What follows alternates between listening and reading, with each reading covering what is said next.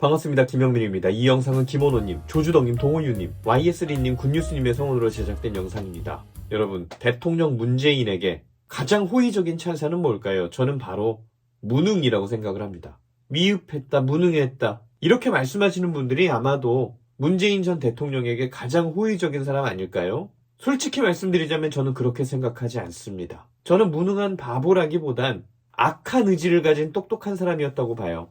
정말 유심히 지켜보고 정말 많은 자료를 찾아봤는데 아무리 생각해도 무능과 미흡으로는 설명되지 않는 부분들이 너무 많습니다. 상식적으로 이해하기 힘든 규모로 노인 알바 일자리를 풀고 선심성 복지 퍼주기와 현금 지원에 위기를 예상할 수 있는 상황에도 그대로 폭주하면서 국가 채무 천조시대를 열죠. 에너지 가격 급등 중에 전기 가스 요금을 동결하면서 언젠가 터질 폭탄을 만들어요. 그 모든 일들이 정상적인 행정가라면 아주 쉽게 예상할 수 있는 일들인데도 그들은 참 신나게 폭주했습니다. 이미 천문학적인 돈이 투입되면서 건설 중인 원전까지 굳이 중지하면서 전 세계 어떤 전문가도 이해할 수 없는 수준의 급진적인 탈원전. 그로 인해서 전문가 생태계의 전공자 생태계까지 와르르 무너지죠. 무능한 사람들은 서서히 무너뜨리죠. 그렇게 급속도로 무너지는 건 나름의 능력이 있어야 된다고 봅니다. 시대착오적인 배타적 민족주의로 마치 조선으로 돌아간 듯한 타임머신을 타고 과거로 온 듯한 방식으로 외교를 작살내죠. 전 세계 돌면서 한반도 평화 프로세스, 한반도 평화 프로세스 하면서 남북관계 좀 도와달라고 시리게 일도 도움 안 되는 소리를 하고 다니는데 진짜 5년 안에 나라를 없애야 되는 사람처럼 달렸습니다. 그런데 다행히 하늘이 도와서 문재인의 의지대로 되지 않은 몇 가지가 있죠. 그 덕분에 우리는 최악의 상황에서 벗어났습니다.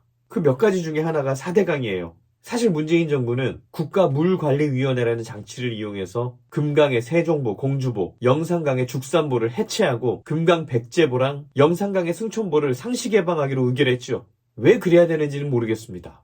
때 되면 촛불 시위하는 환경단체가 주장하긴 했는데 이명박의 4대강 사업 뒤집기, 이보다 더 납득이 가는 명분은 아직 못 찾았습니다. 근데 그게 맘대로 됩니까? 농업용수 걱정하는 지역 주민들이 가만히 안 있죠. 이상한 그림이 펼쳐지는 겁니다. 그 지역의 주인인 농민들이 반대하고 그 지역에 살지도 않는 환경단체가 추진하는 코미디 같은 상황이죠. 문재인 전 대통령은 환경단체 눈치 본다고 보해체를 결정한 듯한 스탠스를 취하면서 버티다가 결국 맘대로 하지 못합니다. 근데 진실은 뭘까요? 여러분, 우리 국가 채무 천조시대 걸 거라고는 그 누구도 예상하지 못하고 4대강 22조, 4대강 22조, 그 22조에 세뇌돼 있던 시절이 있었죠.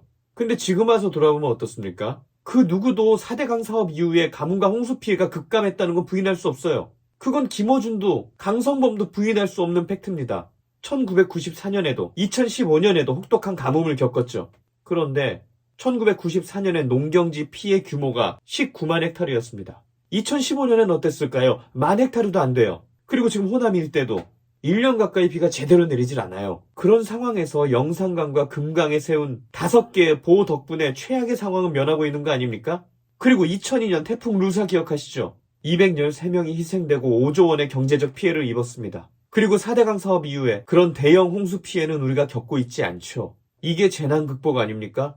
해상 교통사고를 명분으로 뜬금없이 민주시민 교육한다고 수천억 써제끼고 오히려 해상 교통사고가 더 늘어나는 그딴 게 재난 극복이 아니고요. 이게 재난 극복 아닙니까?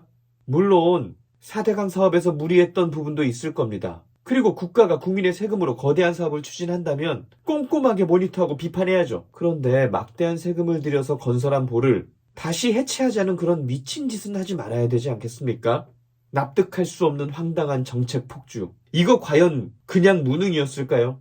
저는 개인적으로 악한 의지가 담긴 폭주였다고 생각합니다. 신인 정치인의 행보가 모두 만족스러울 순 없겠지만 대한민국이 유턴한 그 방향성에 동의하신다면 우리 같이 엑셀 한번 밟아봅시다. 노동개혁, 연금개혁, 한일관계 회복 이런 일들을 국민을 설득해서 강행하는 일들, 그런 처방들이 대한민국을 살릴 겁니다. 우리 사실 다 죽을 뻔했죠. 부메랑 맞고 죽을 뻔했죠. 무슨 부메랑일까요?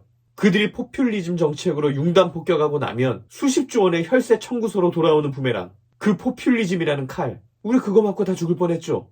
문재인 폭주로 재정 상태가 최악인 나라에 이재명 대선 후보가 약속한 기본소득, 기본대출, 기본주택, 아동수당, 청년수당, 상병수당, 학자금 대출, 세금 투입하는 쌀값 부양, 카드 수수료 인하에 무료 생리대에 탈모 치료에 노동개혁도 실패하고 연금개혁도 실패한 나라에 문재인 케어 짊어지고 추락하고 있는 나라에 매년 날라오게 될 수십조의 혈세 청구서, 우리 그거 맞고 죽을 뻔했죠. 정신들 차립시다.